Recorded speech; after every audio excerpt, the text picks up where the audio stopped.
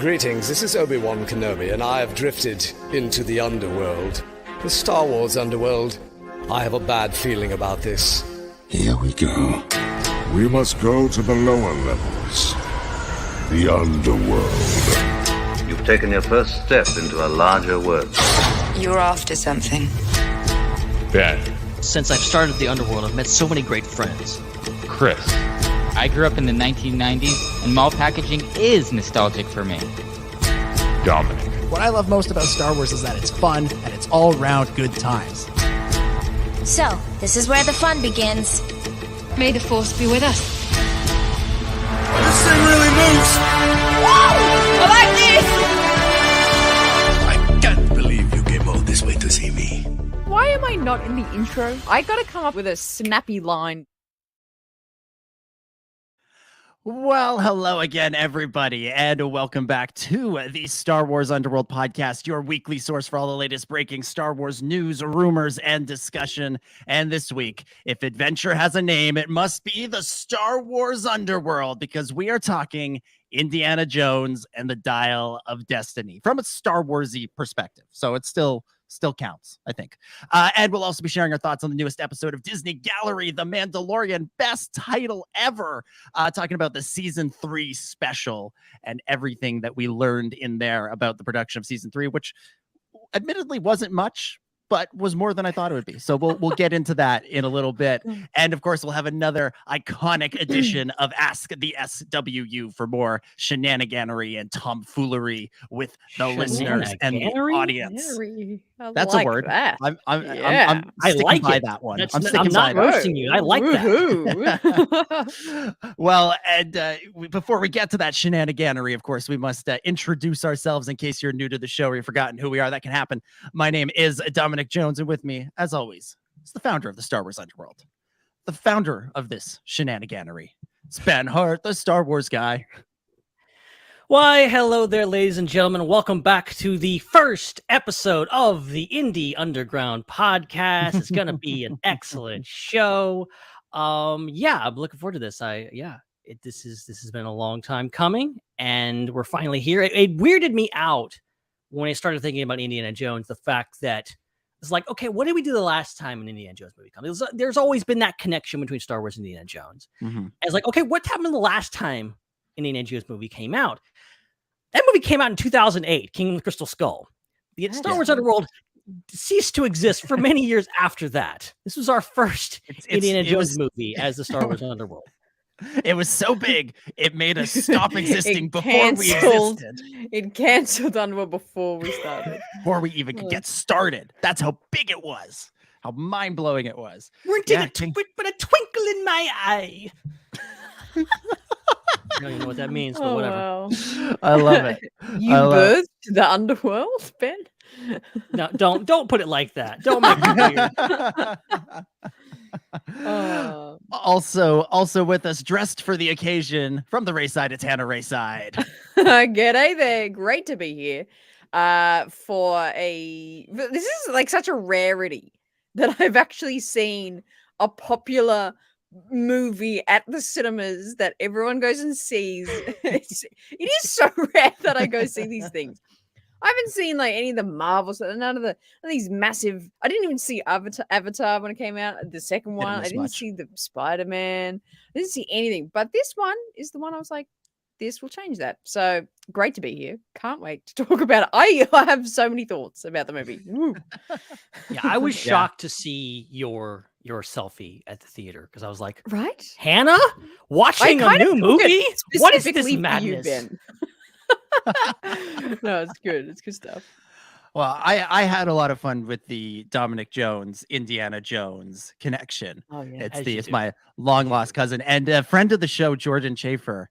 He of Tales from Beyond the Galaxy. He commented on my post. He's like, I didn't put it together. Indiana Jones, Dominic Jones. I thought you just like went with your brother or a family member or something, and was very confused why you didn't take a picture with them.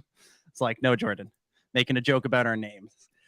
Good stuff. We'll get into Indy and we'll get into Mando and all of that good stuff in just a moment. But first, we want to remind you of a couple of things. First and foremost, punch the subscribe button. Punch it or or hit it with a whip somehow.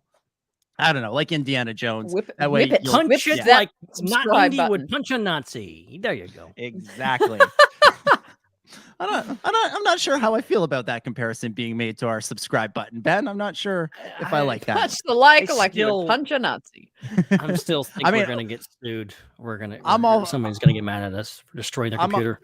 I'm all for punching a Nazi, but it's just the subscribe button maybe isn't what I would also punch. But that way you'll never miss The subscribe button sitting down there's like, that's hurtful, man. Compare me to a Nazi.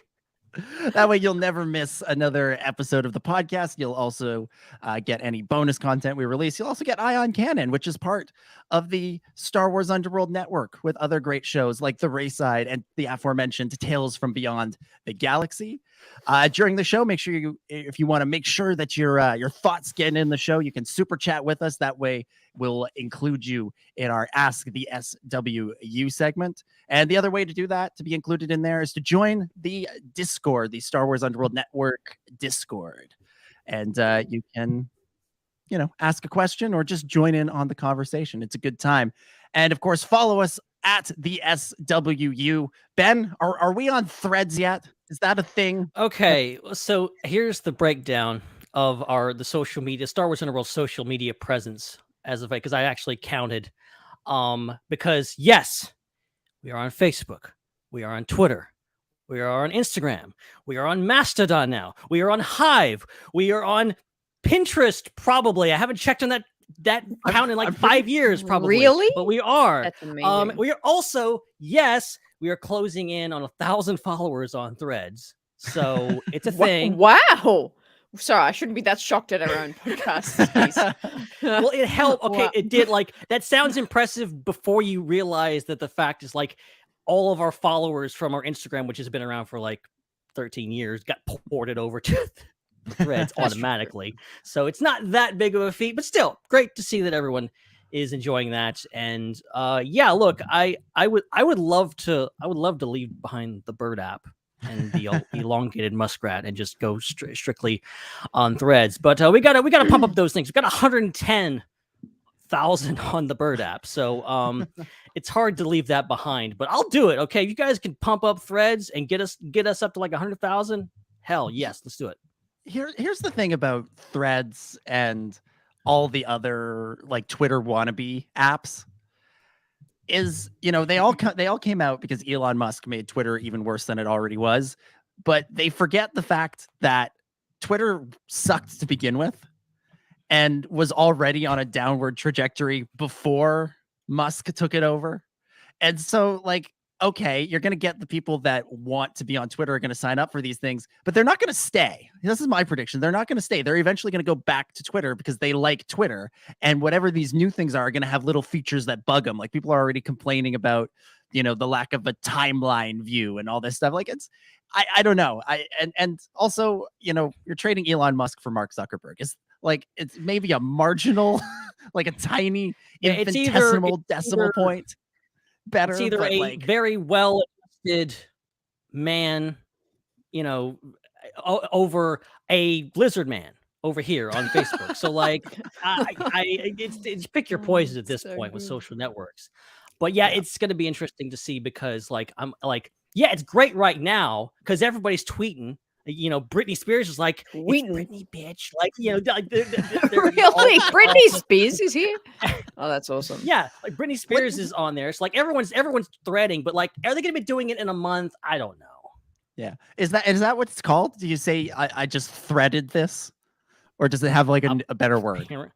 I mean, they can't. They're already getting sued by Twitter. Apparently, they're already skirting the line. So like, it's very clearly. But yeah, I think it's called. What is it?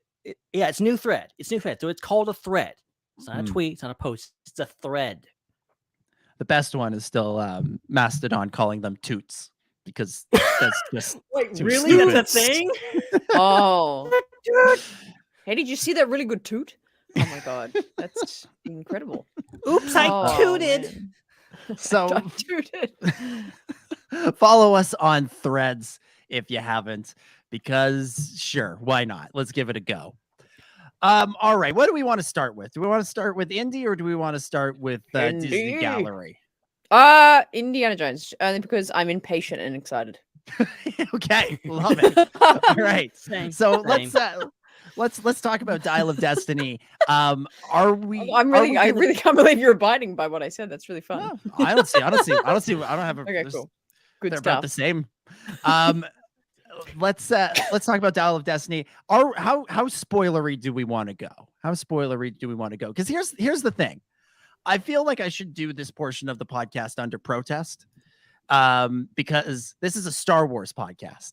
It's not an Indiana Jones podcast. Come off it. I don't feel I should be obliged to talk about Indiana Jones on my Star Wars podcast just because they're both Lucasfilm and Harrison Ford. I'm just going to put that out there. So I'm happy to do it, but I have lodged a formal complaint with the International Star Wars Podcasting Committee. So just await my response, Ben. But go with it, like, because it's not a Star Wars movie, so we can't assume that everybody listening to this has seen it yet, has rushed out to go and see the movie. So do we want? I don't think we have to pretend like the movie hasn't come out yet, but maybe stay away from giving specifics about the ending. Does that sound fair? Maybe if we really get into it. Wait, what? I had this 20-minute rant about the single line of the climax of the movie. Okay, I was going to suggest we save that for a segment towards the end. We will devote 10 minutes to spoilers. So we'll give people ample spoiler warnings. That way they can tune out if they don't want to think. Because I think the ending I might have a few things to say myself in regards to what's going on there and stuff like that. But yeah. Okay. So let's do spoiler free until a section where we'll heavily say this is the spoiler that we want to talk about. Okay. Sounds like a plan. And we can do what we did way back in the day, when we used to talk about a lot of spoilers on the show. I'll put timestamps in the show notes so you can read your description on your Spotify or your Apple Podcasts or whatever. So if you haven't seen the ending of Indiana Jones and you don't want to know how it ends, then you can skip that bit. But let's start with initial impressions of the movie, and then we'll get into what this might mean for Star Wars and everything else. So Ben, with a Star Wars project, we'd throw it to you first. But this isn't a Star Wars project. So Hannah, as your hat gets ever jauntier, we're going to throw it to you first. What did you think of Indiana Jones and the Dial of Destiny? Indiana Jones and the Dial of Destiny. I really enjoyed this fun adventure. Now, I want to preface by everything of my opinion today of this movie is I have only seen Raiders of the Lost Ark. That is the only Indiana Jones movie I've seen. Okay. So that was my only context going into this movie. But I mean, I feel like I know a lot of the plot points and ideas of the other movies as well. But yeah, for this movie, I thought it was awesome. I thought it really hit that iconic adventure feel that an Indiana movie should feel like.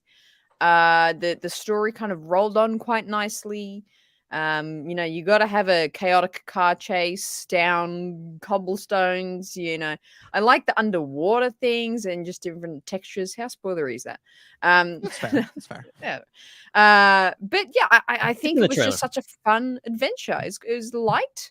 It was enjoyable. I didn't feel bored at any point of the movie because it was a long-ish movie, but I didn't get bored at all.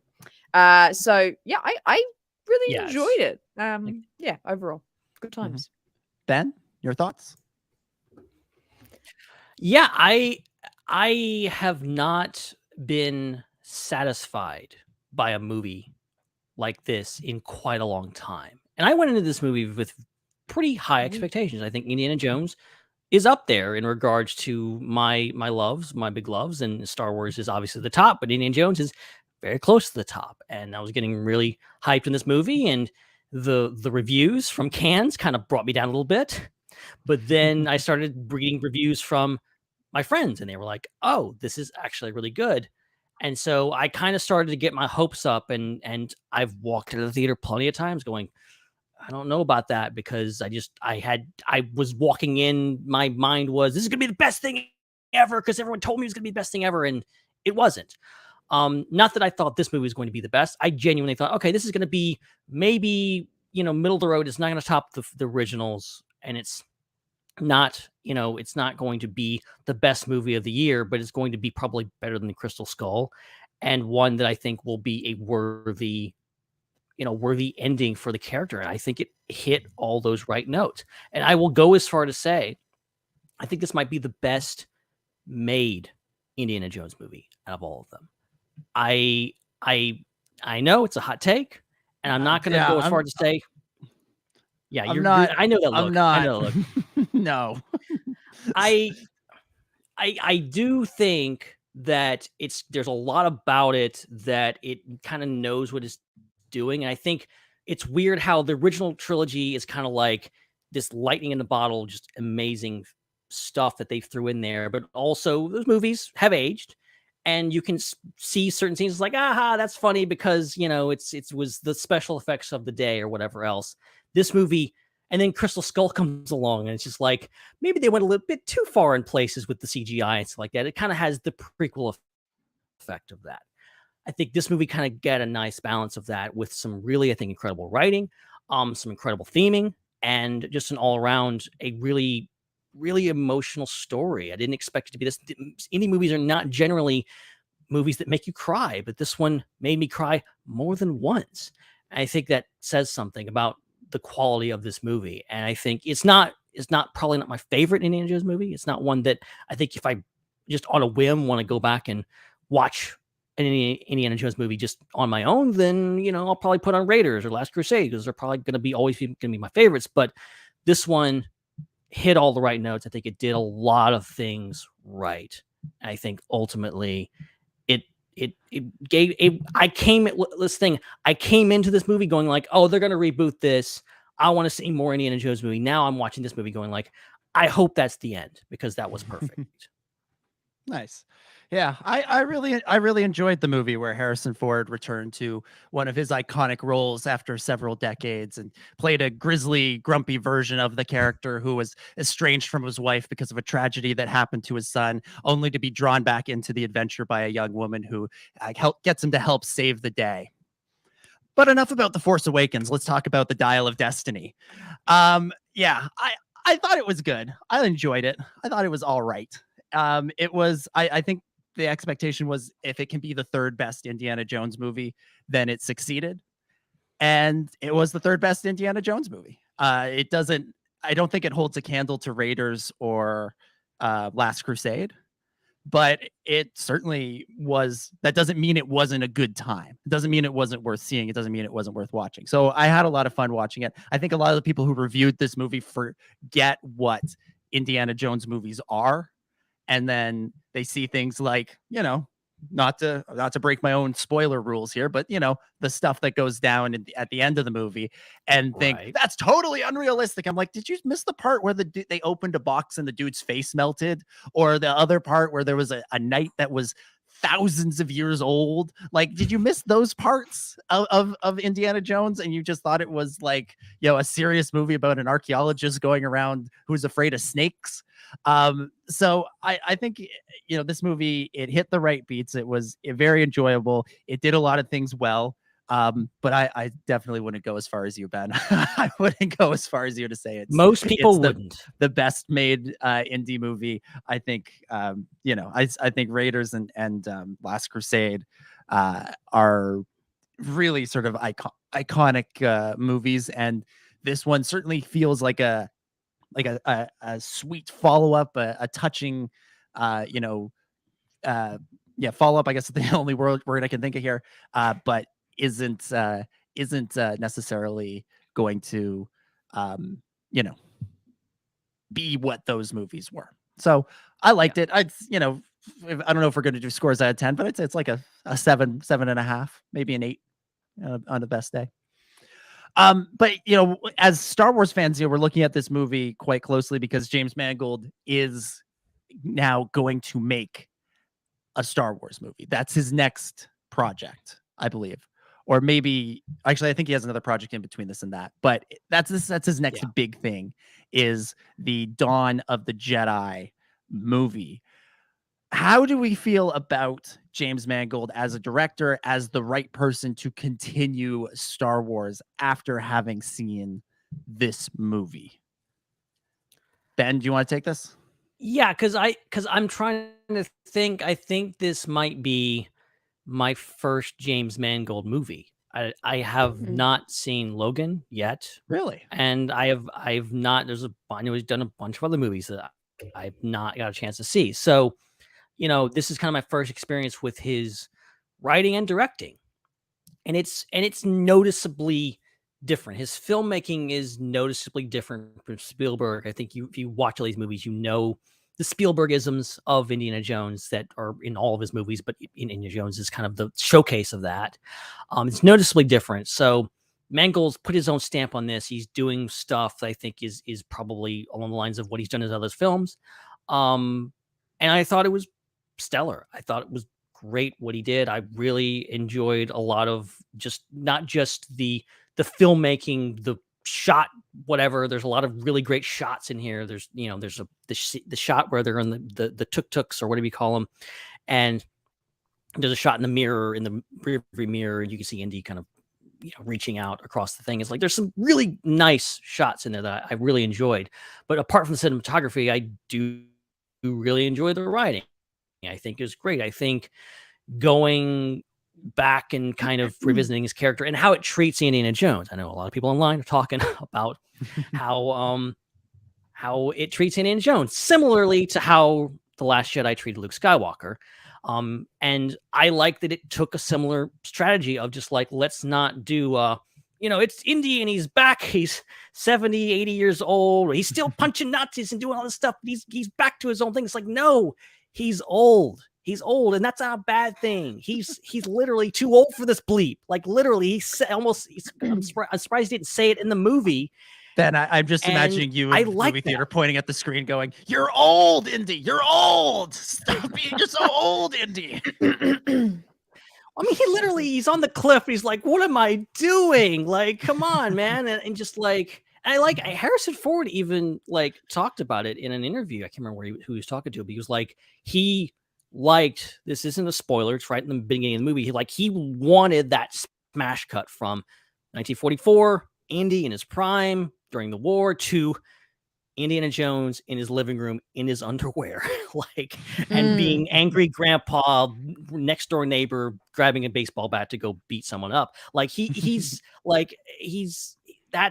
That's a huge left turn, but it's appropriate for the movie. And I love just the whole idea. And again, and this is not the first time he's done this. He did the same thing with Logan. He did this whole aging heroes. And this is something, this is a theme, James Mangold. It's a theme with Lucasfilm. You could also count stuff like Obi-Wan Kenobi, which is talking about aging heroes, obviously Last Jedi, and even Han Solo in The Force Awakens. And, just alongside that, Last Jedi Luke, treating these characters like real people and going like, where would they actually be in the future? So it makes me more excited for James Mangold's movie, because I feel like obviously he's got the chops to do this, and also don't really know what to expect because his repertoire is so big and so diverse. And he's talking about this movie being a biblical epic. Like, what is this movie going to be? All I know is I really liked what he did here, and I'm looking forward to seeing where it goes next. Nice. Yeah. Hannah, what about you? How are you feeling about old Mr. Mangold? Yeah, I'm with Ben that this is, I think, my first experience of a I always got to call him like Mangold. Mangold? Is it Mangold? Mangold. I don't, it's like an Australian thing. Man. I don't know. Goldman. Yeah, I've never experienced Goldman before. That was 3PO's original name. But yeah, in terms of writing, like if I had to judge everything of what I think from this film, I was thoroughly impressed with specifically how he wrote what's her name? Helena? Phoebe's character. L3, that's right. Yeah. I just learned that last week, by the way. Blew my mind. Oh my god. But I really like how she was written. And maybe that's got who wrote this movie? He didn't write it. Did he write it? James Mangold and Butterworth, I think. There we go. Okay, cool. Yeah, credit to them then. I like how she was written. It could have very easily been just like up and coming, straight A, like archaeological student studying, like wants to be. I want to be like you, the famous Indiana Jones. It could have been very, very just like simple, that real camp, straightforward, like obvious route. But I like how there was this kind of different angle of she was the daughter of the other guy, like his mate. Like there was that connection there of like why they would know each other. And then even just how her character was throughout the movie was she had her own character kind of flaws and development with this, obviously, understanding the worth of money versus humans and friends and relationships, and I think that was a better route to go than the simple and obvious, wants to be in the next Indiana Jones, and then we get the backdoor pilot to she's gonna be the next Helena Jones, and Right. you know what I mean. So I enjoyed that. I was like super happy that wasn't really just obvious and cheesy. The rest of the movie I just think was it felt good. It flowed well. It felt thought out. I do like. I'm not saying this movie is perfect because the end of the movie, the last 30 No. minutes of the movie, the whole time, I think I was just going, what? What? Like it was just like I was in the movie going like, rob no. Moira? I was like, no way, they're actually doing this. Are you serious? Yeah, but I mean, I'll get into more detail in the spoiler section when we talk about that. But in terms of a flow of a movie, very very linear, made sense, and had good up and downs of pacing, fast paced, slow dialogue, highs and lows. I think it was really well finished in terms of a movie structure. So good stuff, good stuff, Goldman. Loving it. Yeah. Here's the thing. I think what's interesting about what James Mangold is going to do with Star Wars versus what he's done with Indy, or even a lot of his other projects, is he tends to make movies about people who are, kind of past their prime.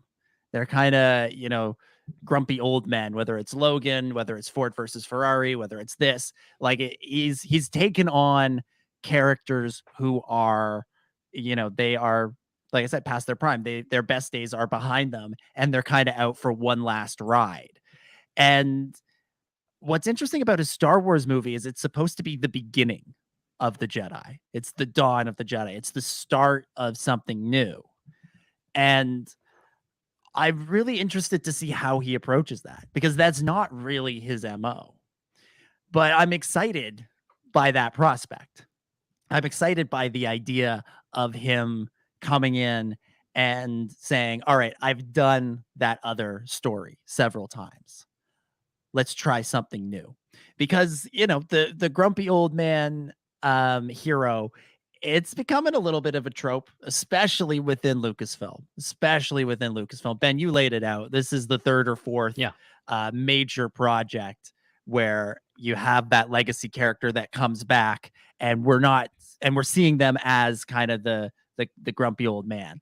And I'd like to see them branch out from that. I'm not saying it's a bad story or that any of the stories have been bad. I think they've all been pretty good. But we've seen that one. We've seen that one a couple of times now. Let's put a new spin on it. And it's weird saying that, James Mangold as the guy who does that a lot.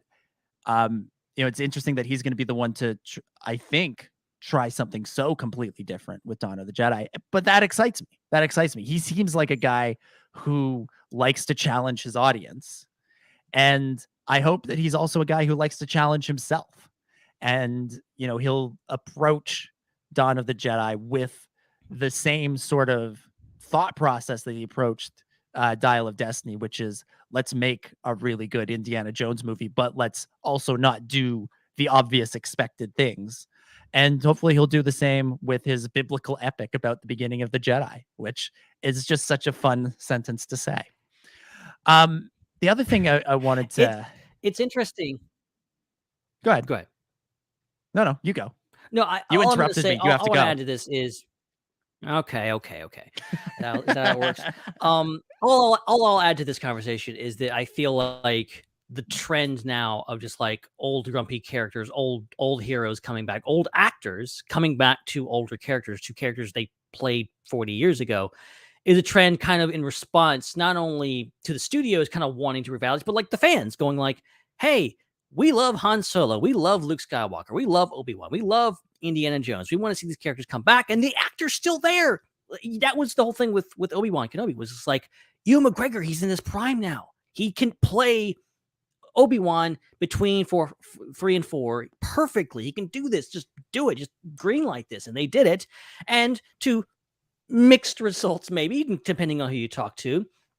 But ultimately, it's kind of in response to that. But I think ultimately it kind of is this back and forth between the fans going, we want this, and the studios and the writers going like, we'll do it, but there's going to be consequences. It's not just going to be the hero back as they were. It's going to be the hero, but something else. Something is different about them. They have to deal with this thing. They have troubles to overcome. And then people obviously get pissed off about that because they want characters to stay the same. And I'm not saying it's not that simple. If you didn't like this movie, you didn't like Last Jedi, Luke Skywalker, like, fine.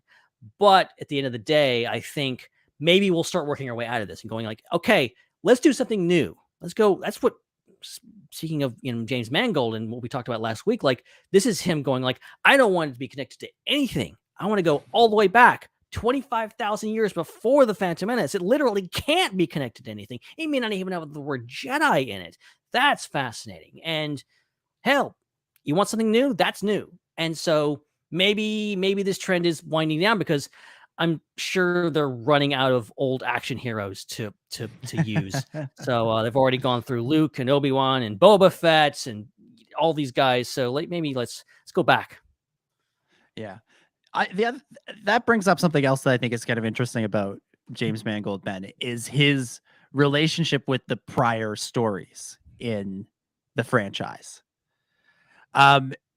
I just have to say, Hannah, you're putting on a coat right now, and it looks a little bit like you're about to go undercover somewhere, the way you're holding your hat on and putting the coat on. I'm like, so much was happening. I was trying to put a jacket on, the cushion fell off, the hat was falling off. You looked like so much happening. Looked like you were about to go undercover somewhere. I think this is her secret backdoor audition to become Australia Jones, the next great action hero. Ah, yes, there. G'day, mate. Give me that skull there. Oh, so bloody. Throw you down the didgeridoo. There we go. Perfect. That's it. Opening. No line. notes. But this is why the other thing I thought was interesting about Mangold or Goldman, is that he is his relationship with the stories that come before it, because he says in that interview that you guys talked about last week, he's not interested in doing connections for the sake of doing connections. And he had to, with this movie, he's coming off of a movie that wasn't super well received, super popular in Kingdom of the Crystal Skull. And so he had to find a way to acknowledge that movie, include what happened in that movie in this story, but without, just going back and doing more of whatever that was, because whatever that was didn't resonate with audiences the way they were hoping it would. And so I think he struck a really, really good balance, because, I think killing off Shia LaBeouf was a little in between movies was a little bit like a bit of an acknowledgement that Kingdom of the Crystal Skull wasn't very popular with indie fans. But by that same token, I don't think Shia LaBeouf was going to come back and do another Indiana Jones movie after the last one. They did not want him back. Yeah. So I think that, they found a way to not destroy the character, to get back at the actor, which I thought was good. But also, like, the whole opening sequence with Indy like infiltrating the Nazis during the war, like, that has its roots in Crystal Skull as well, because in that movie there's scenes where Indy talks about all the stuff he did, quote unquote, during the war. And so I think Mangold, he found a good balance. He struck a nice balance of let's not do the thing that many other franchises have done and pretend the less popular installment doesn't exist. But he still managed to, incorporate what he did. He used what was done there to heighten this current movie. So I think he's a smart writer in that sense, and that I think that bodes well for the kind of references he could include in Dawn of the Jedi. He won't have a character named Kenobi, probably. I don't know for sure, but he will find some ways to tie in maybe with there's all that stuff in Act 2 in Last Jedi of the Prime Jedi and in the history of the Jedi, the sacred Jedi text. Maybe he can find a way to incorporate some of that into Dawn of the Jedi in a way that is satisfying but also unexpected. So I think that I think again, I think this bodes well. This gives me confidence in his ability to write an original, unconnected story within an interconnected universe. Yeah, and I think, and speaking on just Mutt really quickly, like I did like how they handled that, because I was very curious, like from the get go, everyone knew like Shia's not coming back for this. It's not going to happen. And how are they going to deal with this? Because obviously Phoebe was playing this kind of stand-in for him, doing this god, instead of a son, it's a goddaughter. And you're like, how, like, obviously they're writing around him and how they're going to do that. And like, it could have been just like, oh yeah, he's off on his own adventures. we just won't see Mutt. Turning it into this like really emotional backbone of the movie, and something that, like, when I go back to watch Kingdom of the Crystal Skull again, which I do like that movie and I will eventually, it's going to be emotional, because now it's new eyes, and people are already online going like, man, I think we gave Kingdom of the Crystal Skull a bad rap, and now it's going to make that movie all the more emotional. And it's just, I think that's great writing, that's great storytelling, and I think Harrison Ford, to his credit, gives one of the best performances of his career in this movie. He's very good. Yeah, which is so interesting with, obviously his real life persona. Like, you kind of think, oh, he's just permanently grumpy. And he did play that grumpy edge at the start, but he did show so much kind of just nuance in his emotion and his expression. I really enjoyed his performance. But just talking about the how they wrote his character through these emotional kind of events that he's had and talking about. This scene where it's mentioned about Marion and that, they're not together anymore. That was word for word the scene in The Force Awakens, right? We were like, she doesn't want to see me anymore. So, whatever that line was. I was like, weird. What are you watching? Am I watching Force Awakens right now? It's like, what's happening? It's so good. Yeah, I'm surprised when spoiler alert, when she showed up, it's like, you changed your hair. Oh, same jacket? No, new jacket. All that was missing from that scene was for Sala to pop in between them and go, goodness, Indiana Jones, you probably didn't recognize me because of the red arm. That's all that was missing. Wait, that's not my line. Oh man. Yeah, then you have JJ and George walk in off the set. No. That's the other thing. Let's talk about the opening sequence of the movie, because that is young Indiana Jones back in 1944, digitally de-aged Harrison Ford. I'll say about this, because I was really not happy with how they did the digital de-aging in The Mandalorian. Like, I've talked before about the season 2 finale, how that whole time when you're just seeing Luke in the cloak and the lightsaber and he's taken down the dark troopers, I was getting so excited. I was so into it. I was so hyped. And then as soon as he took the hood off and I saw what his face looked like, all of that went away. And I almost it almost ruined the entire episode for me, how bad it was. So I've been skeptical of this technology. And I was kind of skeptical of this whole sequence going into it. But I had basically the opposite reaction, where I was really skeptical of how it was going to work. And then they took the bag off Harrison's face, off Indy's face in that opening scene. I'm like, oh no, this is going to work. This is fine. That looks great. He looks terrific. He looks like Harrison Ford circa, 1992 kind of thing. Like I was all into it. So I still would rather for Star Wars we recast, but like within a movie like this, where like it's the you're gonna have the older actor. I think they've more found. I think they've maybe not perfected the techniques, but they've improved them significantly. And I think having the movie budget also has improved them significantly compared to, that abomination in the Mandalorian season 2 finale. Look, I think the bottom line with this one is, I think Dial of Destiny is the best this technology has been thus far.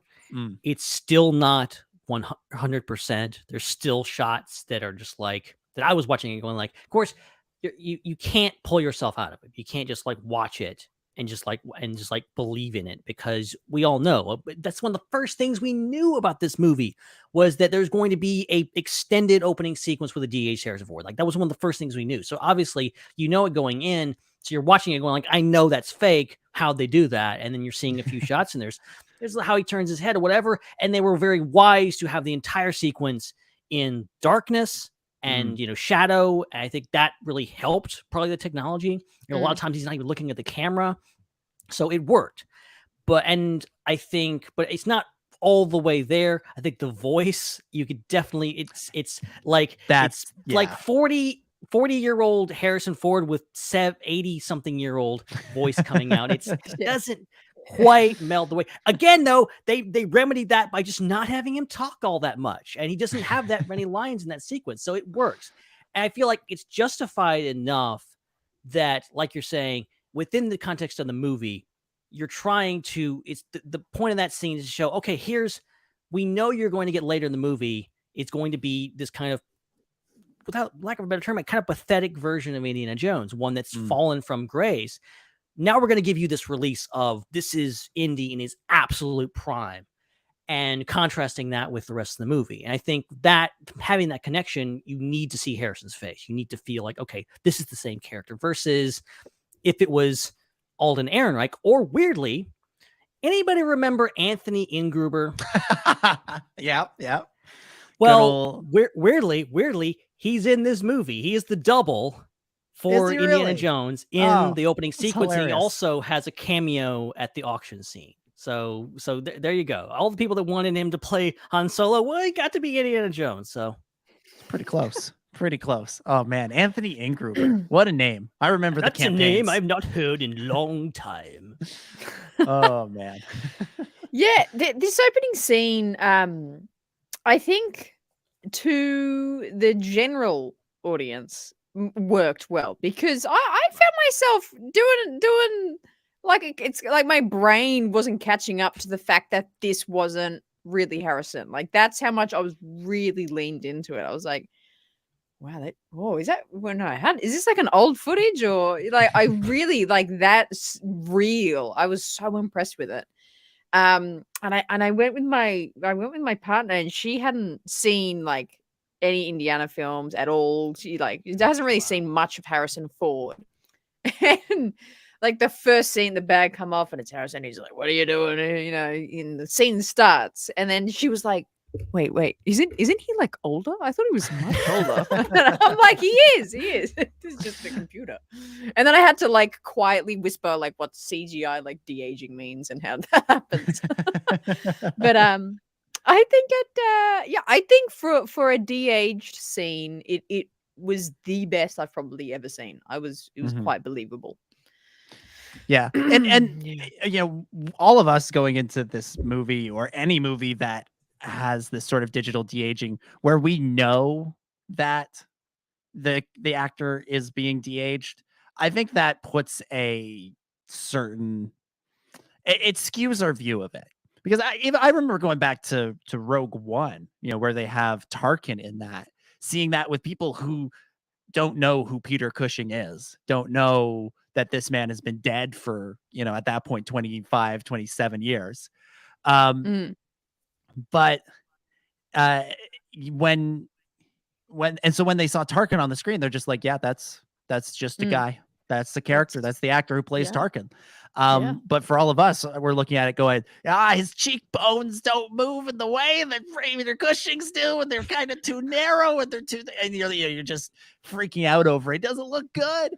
But it looks good enough to fool you if you don't already know. It's sort of like going to a magic show and knowing how the tricks are done. You might think, oh, this guy's doing terribly. But if you don't know how the tricks are done, you're watching the magician and you're just going, oh yeah, that's magic. I don't know how he pulled that bottle of ketchup out of his ears. That's impressive how he did that. I want to see that magician. Oh, what a that's trick. Most impressive. All right. Shall we hit the spoilers? Shall we talk about the end, end of this movie? Oh, all right. So if please. you haven't seen Indiana Jones and the Dial of Destiny yet, you've made it this far into the conversation. Congratulations. We're going to talk spoilers. So if you're listening to this after the fact, check your show description for a timestamp to fast forward to. And for everybody who's watching live, I'll go like this when it's safe to turn the volume back on again. Well, we got a spoiler tag in here, don't we?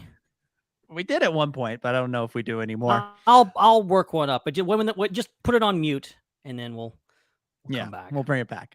But Hannah, I feel like you have feelings. Yes. You have thoughts. You have feelings about this movie and the ending of it. Take it away. Yeah. Talk about the ending of Dial of Destiny. Oh yeah. So okay, like I said, I off the bat really enjoyed this fun, light adventure. Chase the thing. We gotta go fly over here, get the thing. Great. That's an Indiana Jones film. That's awesome. And I was again really like engaged with the story, and even my partner, who is not an action film person like at all, was really engaged with it. And we were both really enjoying this experience and watching it and getting to know this, the other characters and going along with it. And like what we kind of mentioning here is the end of the film is kind of nuts. It's kind of nuts, and I couldn't quite tell what was kind of happen at the end or how it was going to resolve. I thought maybe they would have gotten, like, once they got the dial, it would have been like it would have been, the story would have gone like she wanted to sell it, or like they decide it should go into a museum, and like that's like the fun, yay, we're all friends again. And then they killed the other guy. So I was kind of, once we got into the cave scene, right? The cave scene with the Archimedes tomb. They're there, and the Nazis follow them, and they're in there, and they've just realized what's happening. They open the coffin. Archimedes, he's got to watch. He's got to watch, and then I it's not funny once you're talking about it again, but I can't emphasize that this was such a insane moment in the theaters for me, and my partner did the exact same thing. We did the exact same reaction at the exact same second to this exact line when Helena looks at the side of the coffin and just so seriously goes, "Indy, there's propellers on the Phoenix." What the hell? So in that exact line, me and my girlfriend, it was music that everything was like really intense to that point, because it was like, this is the climax of the movie. Like, this is what is all it's come down to. And then that line happens, and we both audibly went, oh no, oh no, what the hell? Because it was just this moment of like, what the hell does that mean? I thought we were about to like wrap it up here, and it's like there's propellers on the Phoenixes. Oh man. And from that point, I kind of just found it a little bit too comical. And I know you mentioned that thing, Dom, before, of like everything is like hilariously made up and fictional in this movie. Like that's believable time travel, but I don't know, it was just like a little too on the comical side for me. I felt like if we went into the time travel thing, maybe we should have done it earlier, because I did feel by the end of that, like that whole scene, like we're in Troy, like that felt rushed. But then also it was like the fast-paced climax of the scene, of the movie. So I don't know, but it just felt so ridiculous. And the moment there's propellers on the Phoenixes, and Indiana was just like, oh my God, there's propellers on the Phoenixes. It's like, what is this movie? I was like, what is that? Anyway, That's my. I found that really funny. It was just this It's audible. funny. Oh, what's gonna happen? It didn't hit me what was see, like, going into this movie, I like of course I read a lot of internet, so like I was like, okay, there's gonna be a time travel element to this, like, obviously. I fully expected to be like a maybe Star Wars influenced me on this, a world between worlds moment where it'll be like a portal opens and it's just like, oh, you see it's Sean Connery, it's his father, you can see him. Oh, we can go back in time and he can save Mutt or whatever else. Like, he has these choices, this temptation. Like with a lot of other things, it's like you have the Ark and it's like, oh, let's open it, see what's inside. And then Indiana Jones was like, no, don't look at it. And like, it's bad. I love that we get on the plane and they're like, oh, we're going to 1939 or whatever else. I'm like, I kind of bought that they were doing that. And then when they actually come through, I'm like, oh God, they're actually doing this. This is wild. This is crazy. Because I was wondering, like, okay, what's Teddy doing with the other plane? Like, what's the hell's happening there? Like, why don't they just leave him behind? But then I'm like, oh, then they're going to plax the plane. And I kind of figured it out as it was happening.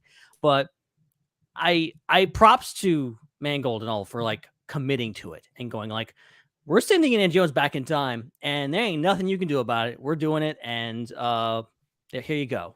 And it's I know some people might be put off with it, but I couldn't help but be impressed. There's propellers on the Phoenixes. It's a good line. Yeah. Look, I love time travel. I love time travel stories. I love time travel. Yeah. So I was kind of I was on board with it. I can see that they might have gone a little bit too far in the sense that I feel like they should time travel existing in the world of Indiana Jones makes perfect sense to me. But having him go through and actually meet Archimedes is a little on the nose. That was a little bit on the nose. So I sort of, if I envisioned an alternate world where Lucas and Spielberg kept making these things past 1989 and there wasn't a 15, 20 year gap between Indies 3 and 4.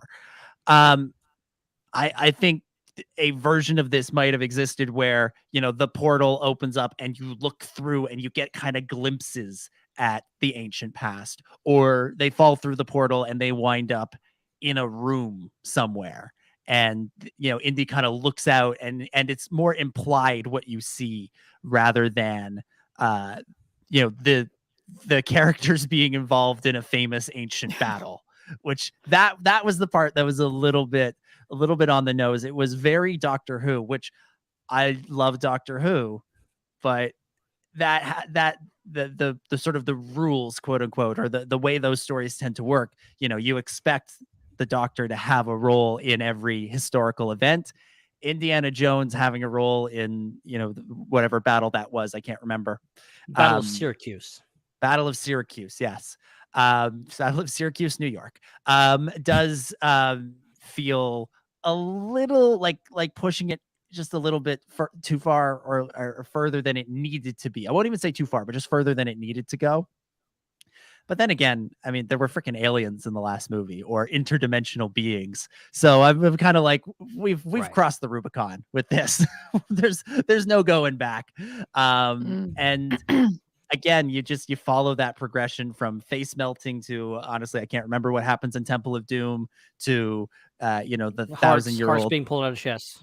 Yeah. The 1,000-year-old night in the Holy Grail, not the Holy Grail, Last Crusade. It just, makes sense that we would eventually wind up with time travel. That feels like the natural conclusion, the natural endpoint for this.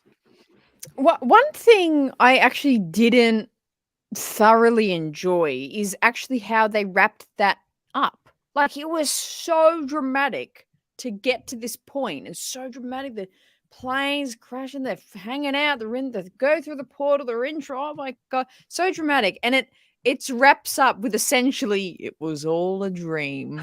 That was kind of like how it got solved. I did like that. Yeah, I did like that to get him out of it. Phoebe Waller-Bridge just punched him in the face and knocked him out. Like, and see, this movie, the climax of this movie is basically elder abuse. Like, it's just someone just punched an 80-year-old man.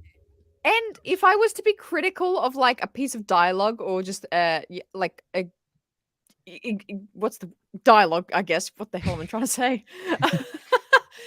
Words. Is just the words just before she punches him. I felt like they just went around one too many times. Though he's like, I'm gonna stay here. I've done my time. And she's like, no, you're gonna come back with me. No, I wanna stay. No, you should come back. But I wanna stay. It was just like, okay, make up your mind. We're like, we gotta go. Like, I get that was their point of like, they disagreed, but like they just like it just really went on and on. Two sort of gripes that I have with that scene. I love the scene overall. I like that they did it, but like I think for one, Boyd Holbrook's character deserved a way more worse death than he got. That guy was a monster, murdered so many people throughout the movie, just shooting teachers in the back to all this kind of stuff. He deserved like a spear to the chest. Like the fact that he just died in a plane crash, which is bad enough, he deserves so much worse. And that's a whole nother story. But there is this whole, I feel like some people are going to have a problem with this. And it is thematically, I think could be an issue in regards to like, Helena kind of takes away Indy's choice. Like he doesn't make the choice on his own. I think it would have maybe been more powerful if he kind of made that choice on his own and like she convinced him, but he's still kind of like, okay, I'm gonna get on the plane, we're gonna go. And as opposed to him still being ardent that like, and you can't blame him. And I get the ultimate ending of that is him coming back and realizing that yes, he was alone, but now Marion's back, Salah's there. He has people that care about him in the quote unquote modern day that he should not leave behind. Not to mention the what could be messed up with the timeline in regards to things, but it also pretty well establishes that like I don't think they can, because like when they go back, Voller's watch is already there. So like everything has happened. Yeah, it's not a Back to the Future situation. Like the future, the past, it's all kind of concrete. Yeah, there's some definite bootstrap paradox energy to this story. So they played a little fast and loose with the time travel rules, but time travel, time travel is more fun when you play fast and loose with the rules. Like when you try to have like strict hard rules, it falls apart real quick. And playing fast and loose with them until we actually start playing around with time travel ourselves and invent it, we really don't know what the rules are. So there it is. There it is. All right. Any other thoughts? Any other spoiler-filled thoughts on Dial of Destiny? I think this is a good point. Just the final scene with Marion. Where does it hurt? I think that was just like I've only seen Raiders, so I was like, oh, I know this thing, and then it was just like so emotional. It was like, I don't know, it was just so perfect. I wish there was actually a scene like that in well, I guess there was in Force Awakens, but I wish it was more like that. But I think that was such a beautiful way. And that is one difference. Indy Harrison Han, they're all the same at this point. The Indy and Han comparison is very, very close, but I do like, for anyone that's like, he had a bad ending, like Indiana Jones did have a happy ending of sorts in this movie. So I appreciate that. The one that Han Solo didn't get. So he doesn't die. Yeah, he doesn't get stabbed in the chest. He's like, I still got my hat. Swipe. All right, good stuff. All right, let's pull the spoiler warning. We'll end it there. And let's shall we give final thoughts and scores out of 10 for Dial of Destiny? Do you want to do that? No, I'm not done yet. I got plenty more to say. It's not like I don't have another podcast to talk about this on, Yeah. Everybody tune into the Intergalactic Peace Coalition podcast for more of Ben's thoughts on Indiana Jones. All right, Ben, final thoughts, score out of 10 for Dial of Destiny. Like I said, I was very satisfied by this movie. I think it was a worthy follow-up. Was it better than the first few films? No, I don't think there's any topping those movies. I think it's almost unfair to go, was it going to be the best one? No, it's not. Those movies are in and of themselves masterpieces. I think that this movie thematically and just like story wise took it to the next level in regards to, I think Indiana Jones starts out as great as Raiders is, it's kind of bare bones in regards to story. It's just like there's an arc and the Nazis are going to get it. Let's go get it. Like that's the plot of Raiders of the Lost Ark. And it's great. It's one of the best movies ever made, in my opinion.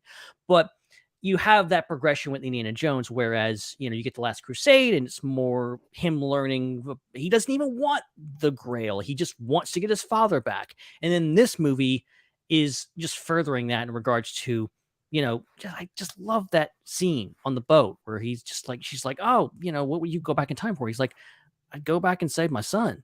And just like, that's powerful. That's Indiana Jones, a guy that used to love fortune and glory, now really only cares about his family. That's powerful stuff. And I really like that we got this little swan song with Indiana Jones.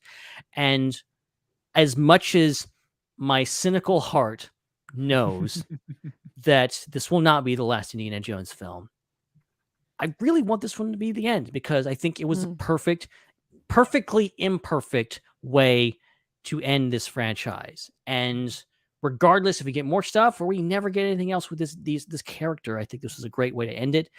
And I'm strongly feeling the 9 out of 10 here. 9 out of 10. All right, Ben. 9 out of 10 for the Dial of Destiny. Hannah, what about you? Yeah, I think this was just such a fun adventure. I think it flowed really well. I think there's just so much of the film, cinema experience and politics that is going on that I think overshadows this film just too much, because it really is fun, enjoyable. It's great to see Harrison. He does such a great performance in it. And the other characters are really solid and enjoyable as well. I love that this is my second Indiana Jones film. And it's going to be interesting watching the other 4 now. 3. I can't do maths. 3 now. Yeah, 3. But my initial rate when I first saw the movie was 7.5, but it's honestly, I think it's going to go even up to an 8 for me. Solid 8. I can't get behind the ending. It's just a little too wacky. It's cool, it's impressive, but it's a little too wacky because there's propellers on the phoenixes. Oh, that's a spoiler. Actually, that's out of context. Melting Nazi faces, fine. Propellers on the phoenixes, that's a bridge too far. No. Too far. No. You don't put, I like my phoenixes propeller free, damn it. Propellers. Oh man. I'm gonna give 7.5 to the movie. I thought it was really good, really enjoyable, worthy of the Indiana Jones legacy. Absolutely. A lot of fun to be had in there. Enjoyed having Indy back. Enjoyed Phoebe Waller-Bridge's character. Thought she was a lot of fun. I enjoyed the new kid character. I thought the villains were terrific. Mads Mikkelsen, always amazing in everything he does. So all around a solid, strong movie. Was it mind-blowing and shocking and you know, as good as some of the other, you know, summer movies this year? No. You know, it's not on the same page, same par for me as, you know, Spider-Verse or Guardians 3 or things like that, but still a good time. And yeah, I think it needed to be the 3rd best Indiana Jones movie, and it absolutely was. Before we move on, I'm just going to say something real quick about Kingdom of the Crystal Skull, because I rewatched it to be ready for this movie, and I hadn't seen it since 2008. And we spent a lot of time talking about what Dial of Destiny might tell us about James Mangold's Star Wars movie. I think Star Wars fans who are interested in George Lucas's version of the sequel trilogy should give give Kingdom of the Crystal Skull another look. Because from what George has said about what he wanted to be in his sequel trilogy, and what is hinted at and talked about in that movie, there's some crossover. There's some crossover to the point where John Hurt's character describes word for word the world between worlds. So I think that movie, if you're interested in what George was thinking about around 2008, 2009, when he was going to start writing his treatments, in the years leading up to him writing those treatments for episodes 7, 8, 9, he was working on Kingdom of the Crystal Skull, and I think those ideas seeped into that. So worth a revisit if you haven't and you're interested. That movie is so George Lucas. Very. Like, so much. For better or worse. I think to understand George, you have to watch Kingdom of the Crystal Skull as part of your study, because fascinating movie. I'm not saying it's a perfect movie by any means. It's an interesting movie. Yeah. All right, let's talk about Mandalorian season 3, specifically the making of Mandalorian season 3, and specifically Disney Gallery, The Mandalorian, the making of season 3, the new hour-long documentary behind the scenes look at the 3rd season of The Mandalorian. Let's give some initial reactions to that. Ben, start us off. What'd you think of Disney Gallery 3.0? Yeah, so I literally just watched this, like, so it's very fresh in my memory. My first impressions are, is it just me, or was Pedro Pascal not in this at all? Yeah, I was just thinking about that. I don't know if he is. I don't. Brendan Wayne's in it. Brendan Wayne's in it. Lakeith Crowder's in it. You've got Bo-Katan Katie Sackhoff's all over it. You get a lot of the cast members, but he's not. There's no set photos. There's no set footage of him. There's no interviews. There's no anything. And maybe it's just more of the same. More of just the fact that, yeah, he was filming one of the other biggest TV shows in the world, and he didn't have time for the behind the scenes, nor did he have time. Although there was like confirmed stuff where he was like on set for some of it, I think, and obviously did the voice work. But Weird did not have Pedro front and center. But I appreciate the fact that they're kind of being honest at this point and saying, like, yeah, Pedro's here sometimes he's not, and that's okay. But yeah, it was a really fun little thing. I think they do it well. I really, kind of sucks that they kind of gave up on the really long format of the first season. Because I really did enjoy like the different kind of focuses on the special effects or thing. I feel like there's like segments of this, just the segment on Ahmed Best and Keller and Beck and all this kind of stuff. I would like, just give me a whole episode of that. Like, it's well edited and it's well paced, and they get right into it and they get right out of it. It's not like it just kind of goes through everything and hits all the right bullet points. But, I would have loved to have learned more about literally any of the topics we discussed. It moves at breakneck speed. They cover pretty much everything. It's a great little behind the scenes documentary. And I think, it's great to just see more footage and stuff like this. We don't get a lot of it these days. We don't get a big DVD Blu-ray box set with 100 hours of bonus features. We get one little tiny documentary, and that's 1 it. hour. Yeah. So cherish that, because it's all we're getting now. And some movies will not have deleted scenes from some. Where's my Solo, a Star Wars? Actually, that one does have. There's deleted scenes for that one. Where's my Rogue One, a Star Wars story, deleted scenes? Damn it. The deleted scenes for Solo exist. They're just not the ones you want to see. Right. Exactly. But yeah, this was a lot of fun. I think aside from just a few absent people, it's a really cool. The behind the scenes aspect, as I've said many times, it's equally as fascinating as the stories themselves. Yeah, I was honestly surprised at how much I enjoyed this one. I think the first season kind of spoiled us because it was so, like you were saying, Ben, it was 8 episodes. It was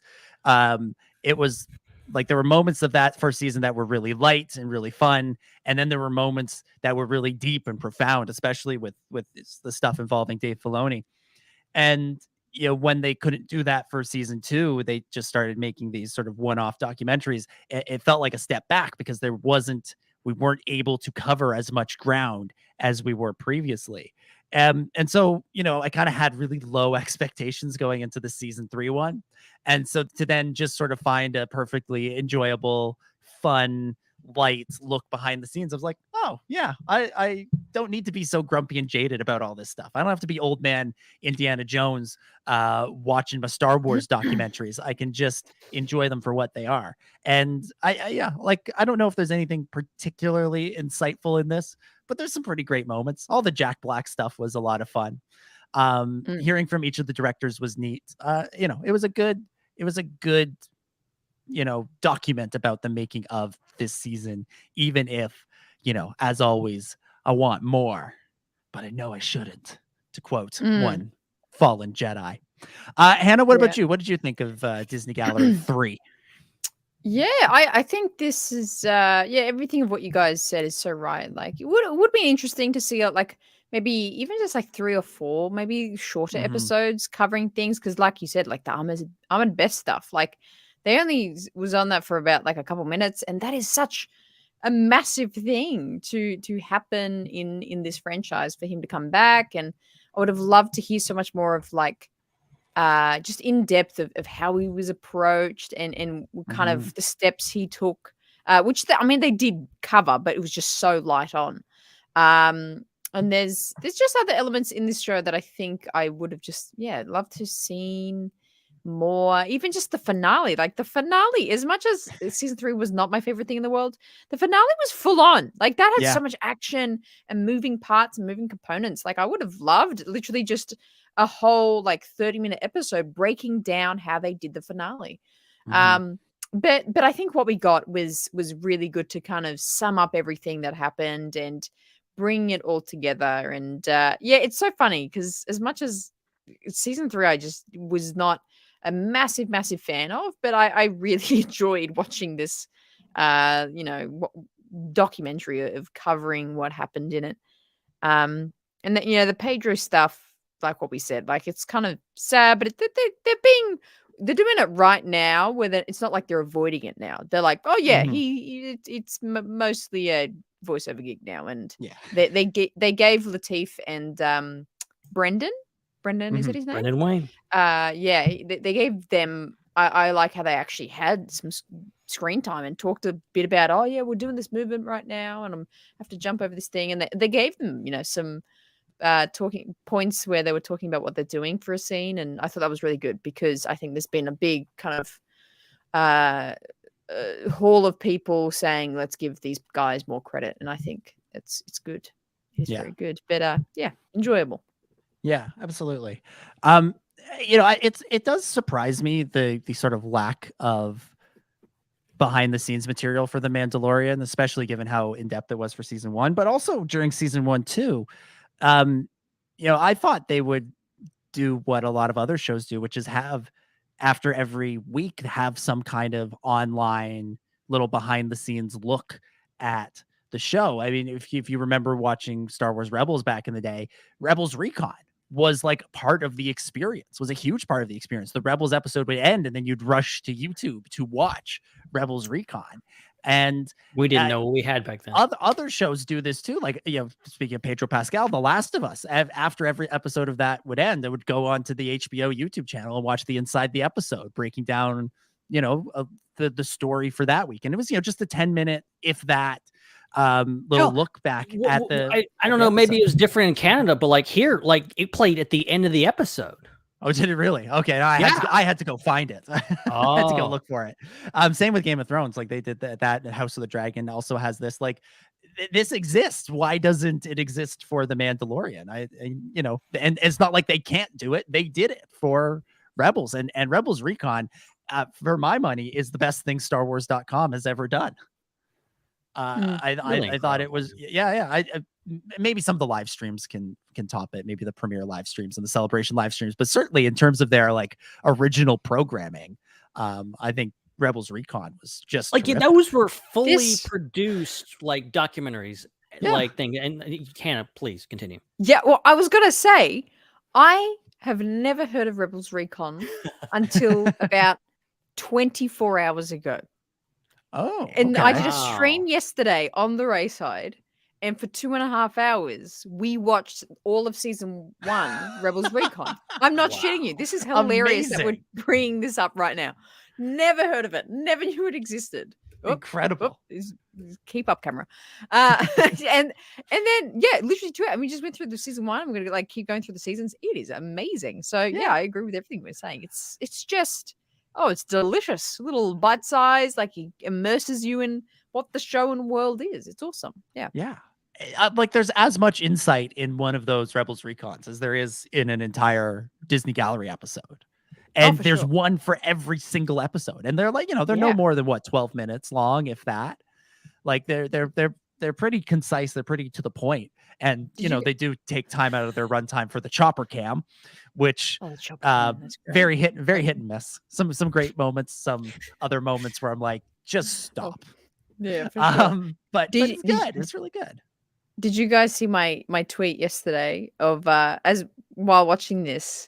There was a scene where they're interviewing Vanessa Marshall, and I don't know if you guys remember this clip. And they do this bit how is she becoming more like Hera, and then she looks to the camera in full Laku and says, "Yes, I am." And I was like, "Oh my god, we have our live action Hera. Here we go. That's it. Come on, you can't beat that." Nailed it. Move over, Winstead. We got ours live. Right. We got Marshall. Perfect. So but anyways, like it's hard not to get caught up in when we're talking about Disney Gallery in what it could be, because we've seen what it could be with season 1. We've seen what it could be with Rebels Recon. They had a Clone Wars version of it as well. I think that was Clone Wars Declassified or Clone Wars Download or something. That when season download, I think download. When season 7 was coming out, it was coming out on the YouTube channel, and you could tell because season 7 came out right as COVID was hitting, so you could tell when they stopped being able to film stuff in studio, because all of a sudden you're getting Dave Filoni in his house giving his little updates on what went down. So it's there's these things can be done, but I have to think it's I don't know. Maybe it's animation versus live action. Maybe it's because it's on Disney Plus, not on regular TV. I don't know.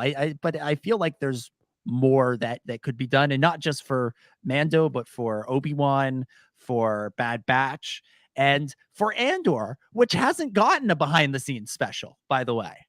Obi-Wan got one. We've got Book of Boba got a Disney Gallery. We've had 3 seasons of Mando get a Disney Galleries. Where the hell is the Andor one? Why is there not Disney Gallery Andor or Andor launch of a revolution or something like that behind the scenes? I went to a behind the scenes of Andor panel at Celebration in London. It was terrific. There's so many great people you could hear from with really interesting stories and insight. And you could make a 1-hour special just like this, but they haven't done it for some reason. I don't know why. I don't know if it's a call from Lucasfilm, from Disney. Maybe it's the producers of the show just not being interested in doing it. I don't know, but I feel like, I don't know. I want to believe we'll get one after season 2, but that's me trying to make sense of Lucasfilm decisions, which also just sometimes don't always pan out. So yeah, but like I grew up watching the DVD bonus features for the prequels, and like those were like massively influential in terms of me becoming a Star Wars fan. Those plus the Empire of Dreams documentary about the original trilogy, which is still, I think, one of the best behind the scenes documentaries ever made about anything. And so like I feel like something is missing, not having again, Disney Gallery does a good job, and I'd rather have it than nothing for sure, but I feel like there was so much before, and we knew so much, we learned so much, and like I said, I felt like that was a formative part of my Star Wars experience. And I feel like there's people who are being introduced to Star Wars with Mando the way I was with the prequels, and I feel like they're missing out on that part of the experience, on the behind the scenes aspect of it. Like during the prequels, there was a thing you go online and just watch a camera feed. A camera was pointed somewhere in the set, and you would just see people walk by, and it wasn't much, but like I think people would see stuff. You could sit there and watch it. Like Lucasfilm, modern Lucasfilm, like they would just lose their minds to try to do something like that. Never. What, a camera on true. set? Are you out of your mind? We lose our minds nowadays when J.J. Abrams takes a picture of the chessboard of the Millennium Falcon and is like, oh, look at this, and we're like, oh my god, it's something new. And George was like, yeah, put the webcam over there today. Maybe they'll see something, maybe they won't. It'll be fun. I'll so never, good. for as long as I live, I'll never forget the Rise of Skywalker action figure collecting live stream that they did. They have Anthony Daniels and Anthony Carboni doing their classic thing on the live stream, and they're like, ooh, look at this, look at Bulio. Who's this guy? Like a minifigure of Bulio. What's his deal? And Anthony Daniels is forced to go like, oh, I can't talk about that. I can't reveal the big spoiler about Bulio. He's in the movie for a minute. There's nothing to spoil. And they just can't talk about it. It's so insane. He has about as much screen time in The Rise of Skywalker as Rose Tico. Ouch. Still hurts. True. Oh man.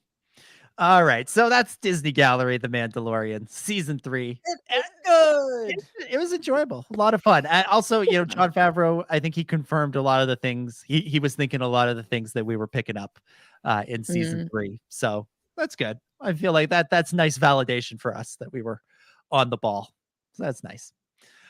All right, let's what time is it? Where are we at in the show? Let's go right to Ask the SWU. I think we should jump right to our favorite section of shenaniganery and tomfoolery. This is the part of the show where we respond to what our listeners are thinking about, what they're talking about, what they would like us to talk about. We do this by super chats from our live audience and by Discord comments for those of you that cannot listen live. And we will start, as we so often do, with a super chat from one Joel Davis. Joel says this. He says, inspired by Indy 5, thoughts on the idea that Thrawn's main objective in the Filoni film is not just a military campaign, but to find and use a magical MacGuffin, maybe even find Mortis itself. Interesting.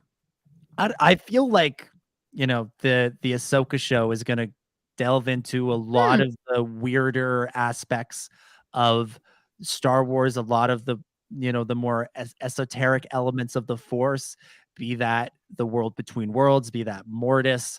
In season 4 of Rebels, it's kind of implied that Palpatine, it's not implied, it's stated that Palpatine wants to get access to the world between worlds, and the entry point is guarded by the Mortis God's mural. So I don't think it's too much of a stretch to envision this factoring into the Ahsoka series. And I think it would be interesting.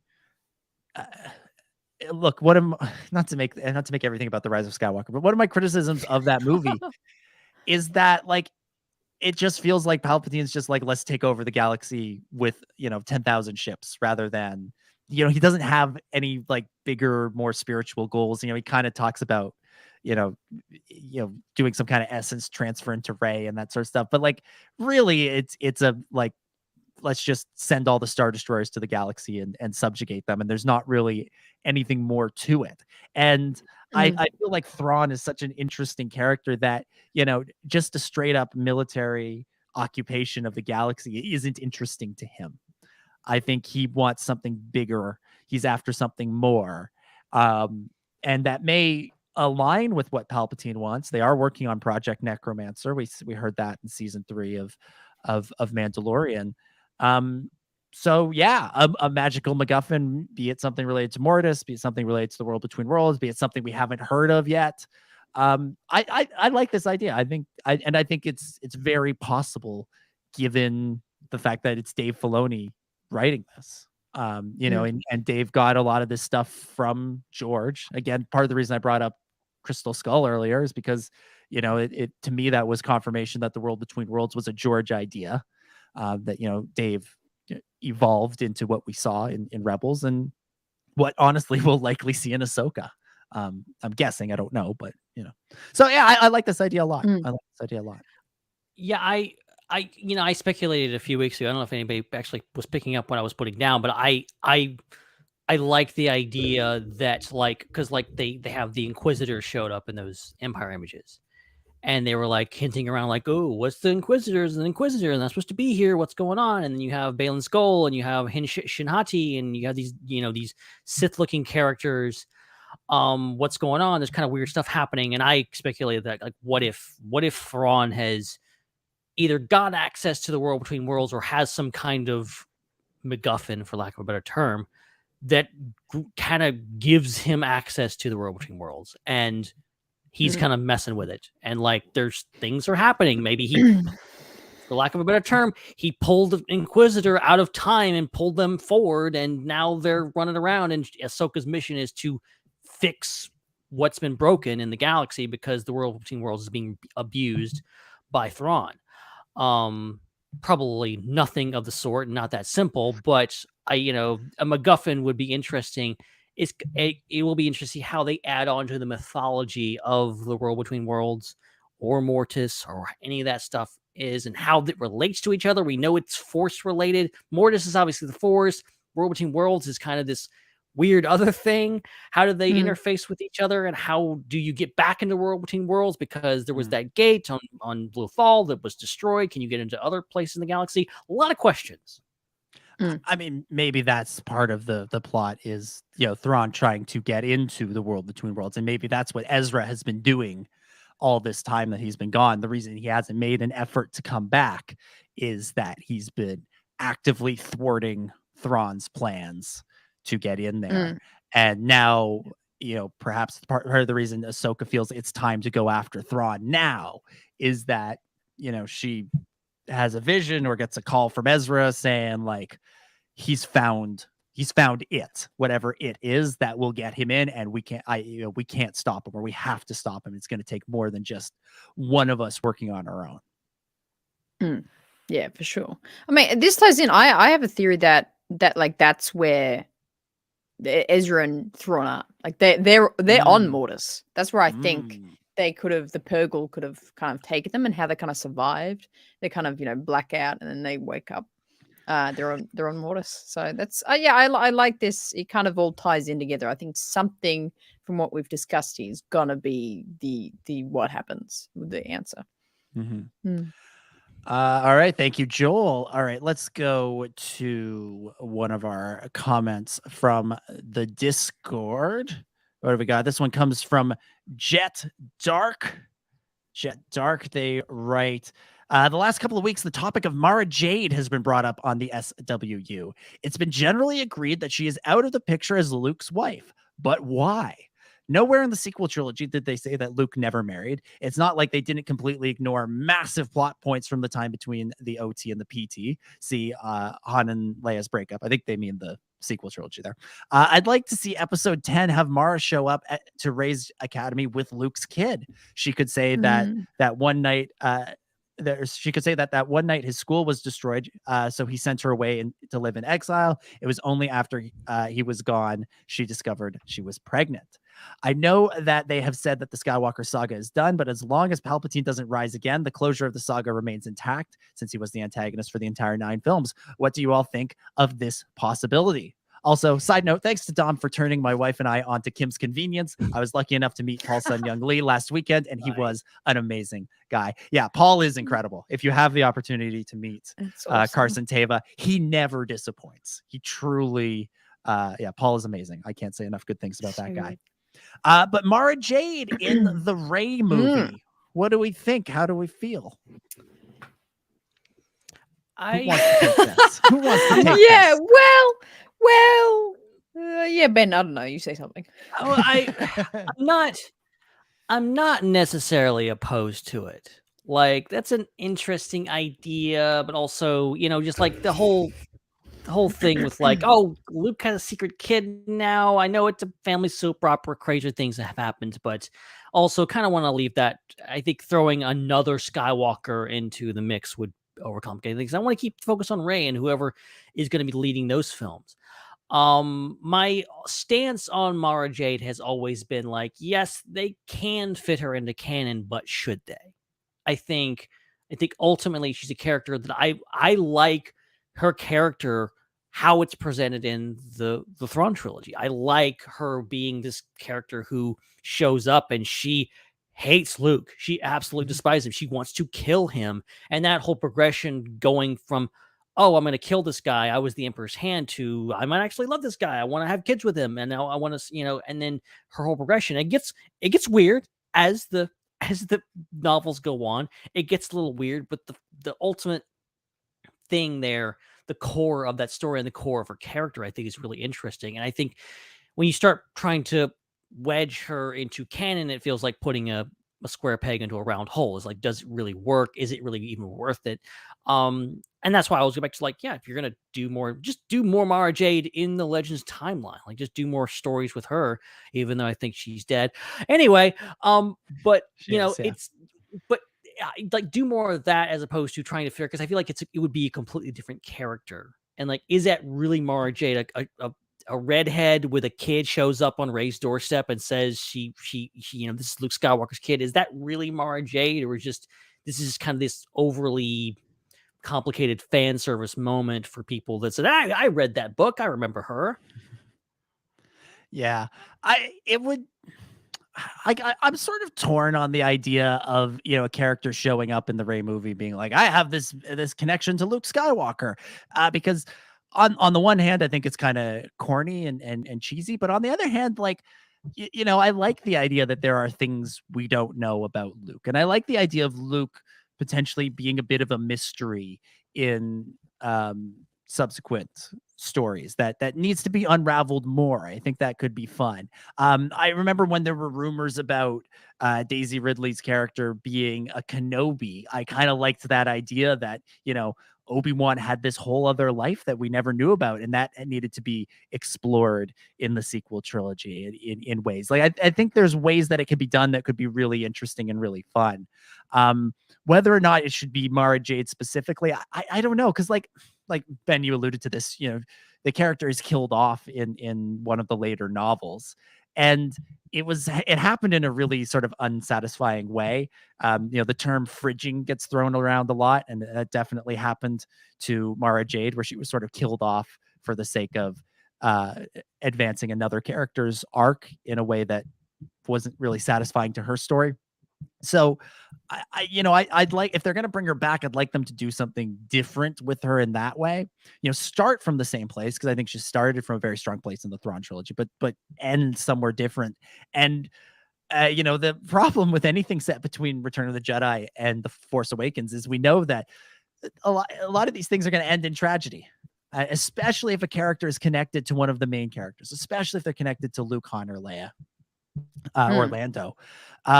So I don't know. I almost think, maybe bring back Mara Jade, but have her like, want to kill Rey or something, like adjust who she's after in the start of the story. And then, have her like in a similar starting point, but just change who she's after, and then figure out what you want to do with the character after that. So I don't know. Then they fall in love. Sure. Sure. Why not? Like, I don't know where it needs to, the story needs to go or anything, but that's the problem.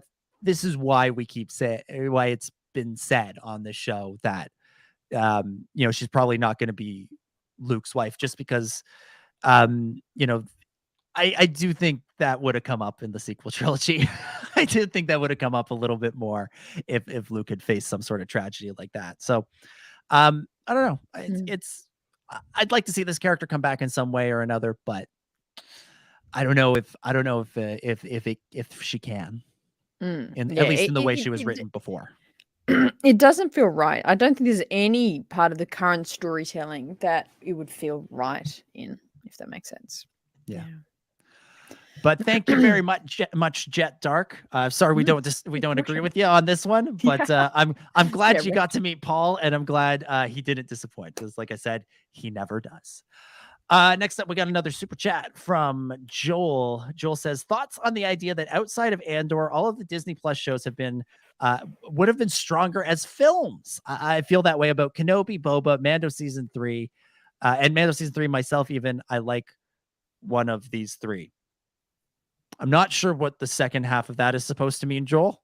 But the idea that, Mando or Book of Boba or Obi-Wan Kenobi could have or would have been stronger as films? Kenobi, for sure. Yeah, For sure. for sure. Yeah, I Kenobi agree for with sure. that. And I really enjoy Kenobi. But Mhm. as a movie would have been really great.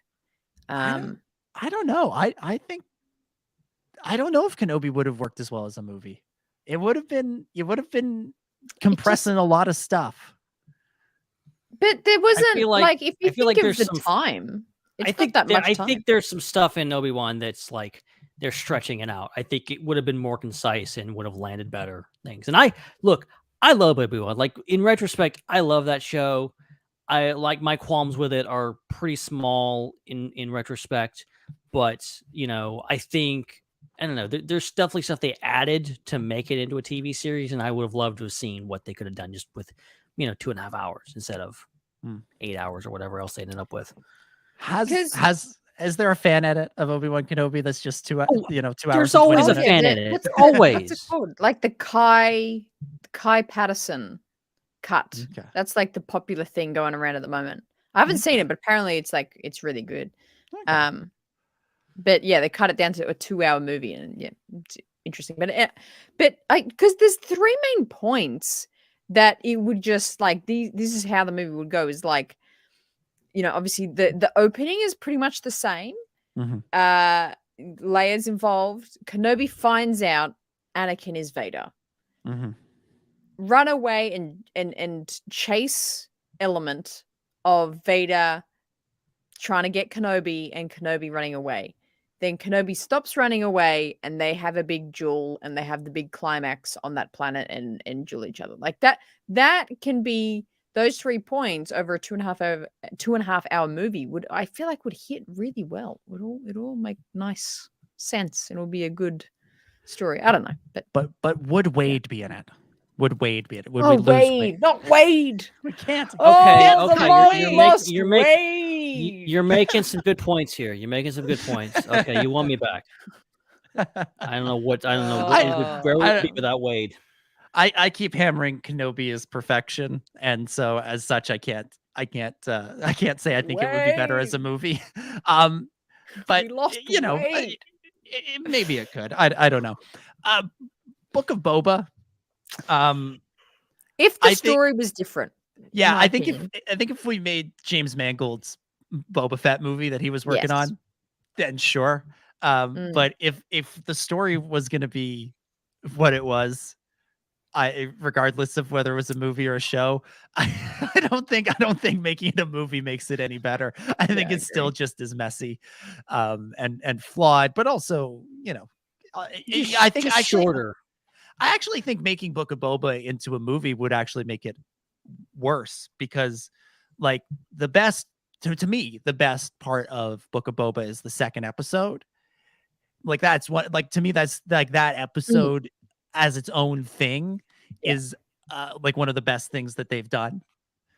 And so I feel like if you make it into a movie, one of the things you start cutting down is that, because that episode's like is almost an hour long. So if you're gonna turn the show into a movie that's 2 hours long, probably you have to cut some stuff out of there, and losing anything from that would be a loss in my mind. And then the story will go, you follow very, very closely the storyline of the Pikes on Tatooine. And like you make that a lot more the big bad that's horrible, and Boba's there to write that and defeat them and make that a bigger storyline.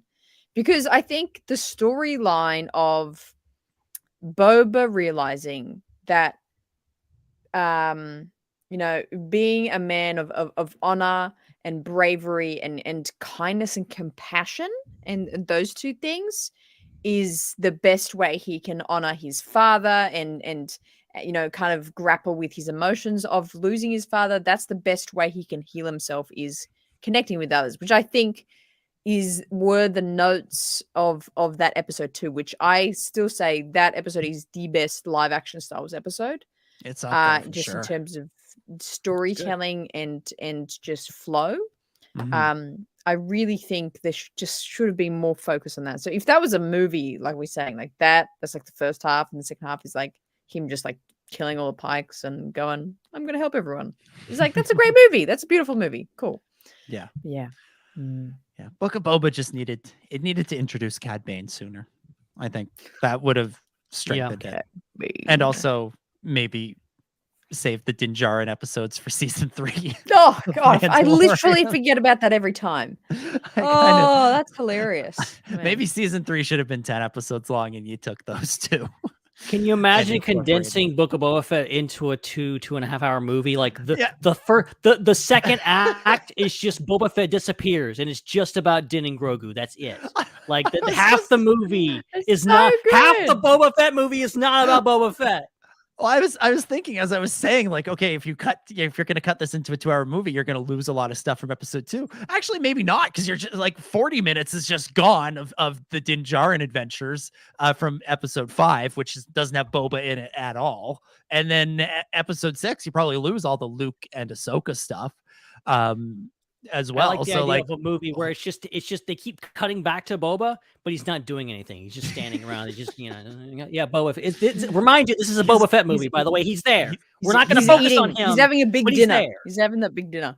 Yeah, each time he's doing something, one time he's having dinner, one time he's napping in his bacta tank, one time he's just like we're having scratching this the big Rancor's moment nose. Din Djarin, training with the dark saber, and then just one 30-second cut back, like a panther, and then just back to the armor. Oh man.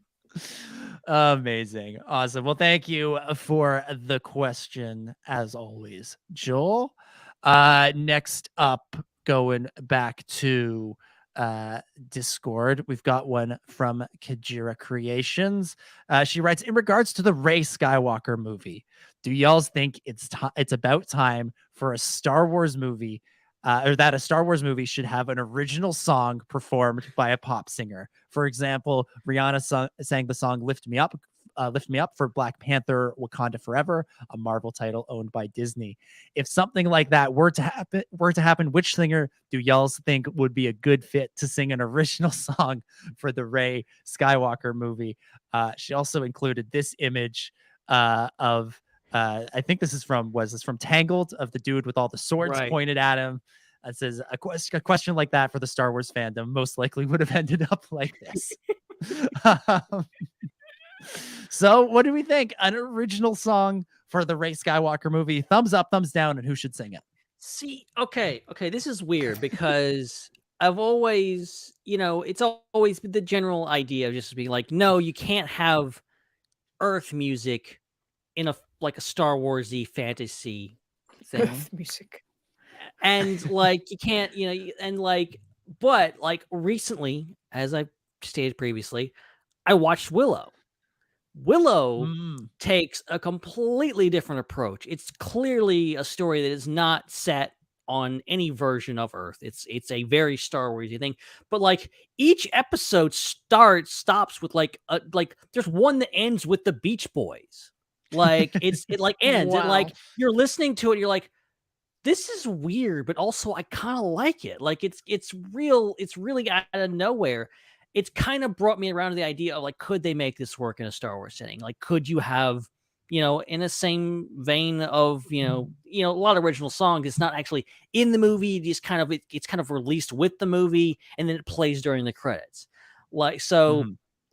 But I don't know. Could you have Iris out and he gets pops instead of dun dun dun dun, you get a freaking it's a pop song instead. Well, you know what? In the same thing, the Hobbit movies kind of do that, where they kind of got a popular singer to sing a really a famous credit song, and then that song became famous with that movie. That worked. But my pitch for an artist to do the Rey movie probably has to be Shania Twain. I would love to hear her. Oh my god! Imagine that. End of the Rey film. Damn, I feel like a woman. Bum bum. That's the movie. Yes, Star Wars. Yes. Fun fact about Shania Twain: 2 of my cousins were pulled on stage during her Hamilton, Ontario show. Oh my god! What a dream. Yeah. That would be amazing. It was very surprising to open up Instagram and be like, Martha and Addie standing next to Shania Twain. Excuse me. That's awesome. Oh, that's phenomenal. Yeah, I don't think we're gonna top Shania. Honestly, I was trying to think of somebody else to Can't do beat it. Shania Do it. Twain. I was, Can't I beat was Shania. trying to think of like, some old aging artist. I'm thinking like, oh, like what if you like did like a Paul McCartney or something like that? Like they did that in the Pirates movies. Remember, if anybody remembers Yeah. that, he was like in that movie, that last movie. I don't know. Like, how do you do that? I mean, but like also Star Wars has kind of done it already. With Force Awakens, with Lin-Manuel Miranda singing Jabba Flow. Like it's not as like front and center as some of these songs in Marvel movies or other shows have been, but like you go into a cantina and the singer is Shania Twain or somebody else. Like I think that could work. That would be fun. I don't know. Try it. Why not? Yeah, I mean, and then we also have. Oh. We're gonna Yeah, we're gonna get. You're gonna get a Yeah, I know. I copyright can't. I can only strikes. play less than 10 seconds of it. And another Or Java. example of this is Joseph Williams, son of John Williams, who worked on Lop Neck. Yeah, He's there's an also English version of the lead Lop singer Neck, of isn't Toto. there? Yeah, there's an English version of Yes, Lop I'm Neck. pretty sure there is. Yeah. So like, There was I feel there was like lyrics to the Boba Fett theme. Bo, Yeah. bo, bo, bo, bo, fett, dun, dun, dun. I feel How like good is we're that? on the way. We're on the way to just like let's bring in Bruno Mars and he'll sing a Hutchie's version and then the real version, and then it'll be it'll be at the top of the charts. People, Billboard, yeah. Amazing. Well, I can't go any further without mentioning Dahat Munah in the Clone Wars, the greatest song ever written. Da da da da da da da da da. Dahat Munah. I rewatched that episode recently. It's weird, but Weird, glorious. It's weird and like also kind of a bad episode, but also like terrific at the No, it's same great. time. Oh, like the best Great, Clone it's Wars so great. episodes are the Hundred worst zeros. ones. Like, Yeah. I will hear no Hunt for Zero slander on this Oh, I'm podcast. not- Thank you very much. I'm not saying like it's not amazing, but it's amazing because it's bad. Is what I'm saying. oh man. Also a straight up Indiana Jones reference. Okay, it's anything goes. What in Hut sees. Amazing. Someone told me that when I talked about it online somewhere, and because I haven't seen, was that what movie is that from?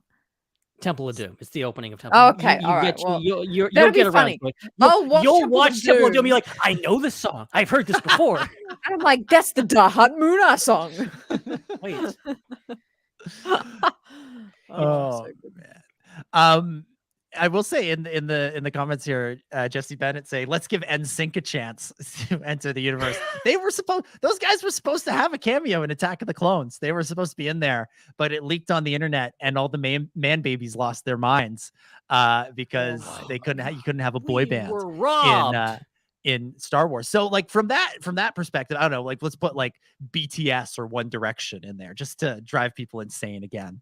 One Direction? Can you be present in the present day, Dom? I don't know. They ended like 10 years ago, dude. I don't know. They're all still around. We could just put That should be the comeback. the reunion. comeback. Yeah. Okay, old Reunion. man. A proper reference would be BTS. Okay. I said that. That was the first thing I said. I said that. It said BTS or. Oh, that's awesome. That is so good. That is so good. No, I only want to listen to you when you're wrong, Dom. Hey, it happens all the time. Kathleen Kenny's listening to this going like, yes, okay, that's an interesting idea. Okay, take notes. Speaking of Jesse, he has one Bob, for- get in sync on the phone. Oh, I didn't think that was a bit. I thought you were something was going down at the barbecue joint. Oh wow. Bob's over there. Bob's over there. Yeah, He's we work together sometimes. Oh man. Jesse also submitted a question on Discord saying, here's a question assuming all the hosts have seen Indy 5 but are still staying spoiler free. Wait, what? I know I haven't heard of that movie now. Yeah, never heard of it. How do you think the movie would have been received if they had followed the rumored alternate ending? You know the moment I'm referencing. I genuinely don't. I have no idea. Okay, so he goes on to say, Benjamin, there was a rumor that they were initially going to shift the focus and show Helena, whatever her name is, taking the mantle because of a split decision, but reshoots and early feedback were strongly against the initial concept. I don't recall my source for this one. I don't know. What do we think? I'm sorry. I don't believe this. I don't believe it. I think because there's this whole thing where the dudes on the internet doing their thing, they're like, they were already assuming they're like, oh, Helena's going to be set up for, to be the next Indiana Jones. And then, Kathleen Kennedy, to her credit, was on the red carpet and people were asking her, like, Helena's going to take over. She's like, well, I won't rule it out. And, it was a possibility maybe, but watching the movie, I mean, I didn't get that impression. I felt like her character was like, up until the end, was an antagonist to Indy.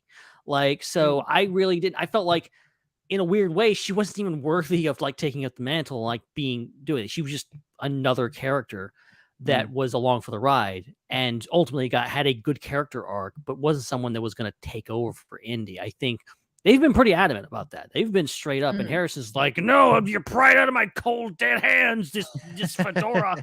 So like, he was never going to give it up, and Kathleen Kennedy and Frank Marshall and all those guys like, no, this is it. This is the end of it. And I don't know if they'll get their wish, but I don't get the impression watching the movie that Helena was ever set up to be the next one. Really? I completely thought I think if we gave Kathleen Kennedy and the decision makers at Lucasfilm some truth serum and they said, do you imagine a Helena Shaw movie coming out in a couple of years if Indy 5 is successful? 100%. 100%. They tried to do that with Shia LaBeouf in the other one in Kingdom of the Crystal Skull, to the point where it ends and he nearly puts the hat on, only to have Harrison grab it out of his hand.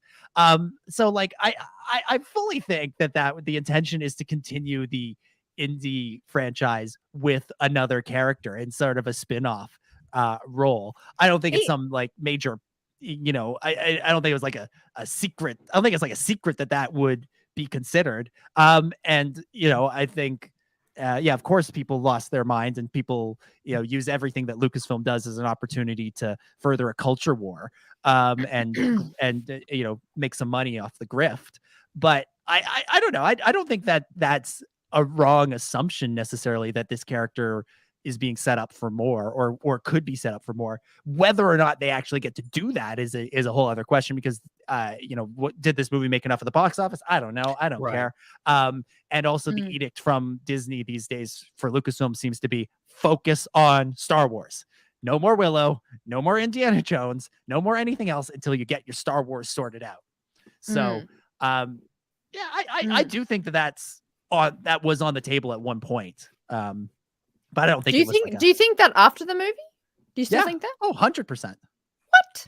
That was kind of my. I don't know. That's I semi had that thought going in. I'm like, oh, is this a setup? But like that was like my one takeaway. I'm like, oh well, she's not going to be the next Indiana Jones. I was like, they're not. Yeah, I really don't think they would continue. Yeah, with I was the same. I was.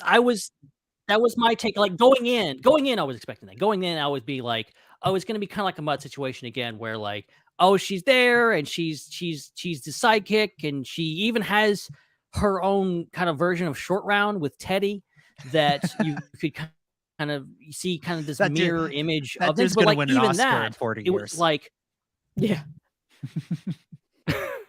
Hey, watch him. But I felt like that. Like I love his line. Like, I thought we were doing this for all the wrong reasons. Like I took it as like, this is an indictment of her character almost, that she's not worthy of the fedora. Yeah, but I don't know. She came around in the end, though. she came around. She was a good guy at the end. I don't know. Yeah. Anyway. Yeah, it wasn't And I as guess you could overt. make the It argument wasn't. that Indy wasn't always a great character. Yeah, and again, it wasn't as overt and obvious as it was in Kingdom of the Crystal Skull, because, like I said, Shia LaBeouf nearly puts the hat on at the end of the movie. There isn't a moment like that where there's an obvious sort of a passing of the mantle. But I think in Lucasfilm's perfect world, this movie is a smash hit, biggest movie of the year. Everybody loves it. Everybody loves all the characters. And 4 years from now, we're seeing Helena Shaw and the adventure of the flying bow and arrow. The flying phoenix with propellers. The phoenix with the propellers. The propeller phoenix, yeah. And that's opening up to $200 million at the box office, starring Phoebe Waller-Bridge. Like I think that's certainly something that they wanted. Whether or not it happens is a whole other question. Yeah, honestly, think I wouldn't the be box against it. office will play into that. Yeah, I wouldn't be against it. I think it'd be a lot of fun. There we go. Started on Indy, ended on Indy. What else could you want? But that is where we are going to begin to wrap things up for this week. Thank you to everybody who submitted questions for Ask the SWU. Don't forget, if you want to do that, if you want to get your questions in for next week, join the Star Wars Underworld Network Discord. Links in the descriptions. Join the conversation, submit your questions, or if you're listening live, you can super chat with us the way Joel does. Those are the options, and get in your questions for future weeks. Ben, thank you as always for hosting. Oh, it was a pleasure as always to talk about Indiana Jones on the Indy Underground podcast, because that's totally what the name of the show is. But yeah, I for one like the change of pace. Okay, so I think the Venn diagram of Star Wars fans and Indiana Jones fans is just a giant circle. It really feels like that sometimes. So when we get Indy 6, inevitably we'll talk about it on this show. Then I have nothing else to say. But yeah, this was fun. And we'll see. And yeah, okay, my other podcast, IPC, will be back in a couple weeks. We'll be talking about this naturally, so don't tune in for that. And if you want to play something with us completely, it's weird that there's no Indiana Jones tie-ins with this game, because it seems to have literally every other franchise. We're going to be playing some Fortnite on the Discord at 9 p.m. Eastern tomorrow, Friday night. And it's going to be a heck of a lot of fun, because we actually haven't done that in a bit. But yeah, I've been practicing, guys. I'm gonna smoke all of you. No, I'm so good at this game. Not really, but yeah, it's gonna be great. And yeah, this was fun, guys. I've ran out of things to say, so I'm just gonna stop and to say see you next week. Love it. Yeah, join the Discord, join the game night. Ben will dance Follow for us you. on We'll do a sport. I want to say sheets. It's called Threads. The sheet. Go follow our sheets. Yeah. Hey, Threads is the sheets. So Thread count sheet. There we go. Yeah, follow us on Threads. Why not? What else are you gonna do? Hannah, thank you as always for being on. Let us know what's coming up on the Raeside. Yeah, we are spending pretty much this whole month of July deep diving into Rebels. I'm doing analysis videos of the seasons, of characters. Like I said, discovered Rebels Recon. Amazing stuff over there. So I'm watching that live. So if you want to join me reliving the Rebels seasons and get into those behind the scenes, have some fun over at the Raeside. So that's kind of, what's happening all over July for the next 3 weeks, really. But great show. I was very excited to talk about Indy, and I'm so glad I could get that moment off my chest of the just that oh no moment of it's good to know your preferences on phoenixes. Right? Thank you. I feel like you had to know. But yeah, great stuff, and looking forward to next week. Absolutely. But everybody, make sure you're watching the Raeside on YouTube and follow at the Raeside on social media. Follow at Ben Hart with no E. Follow at Dominic J25. Follow at VSWU.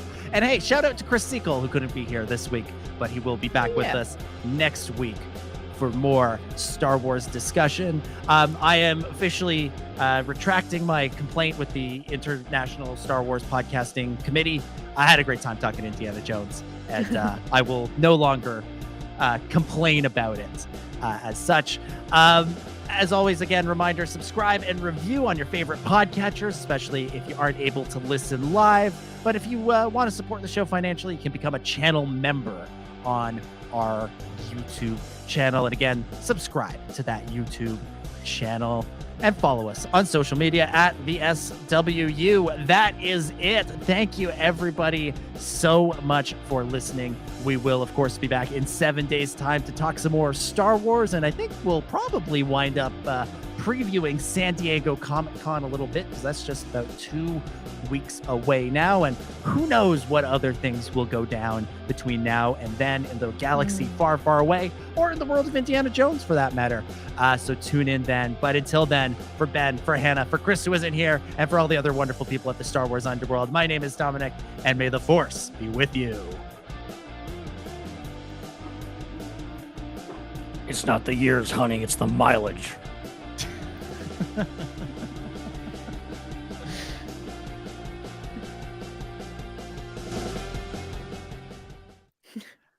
It's a wrap.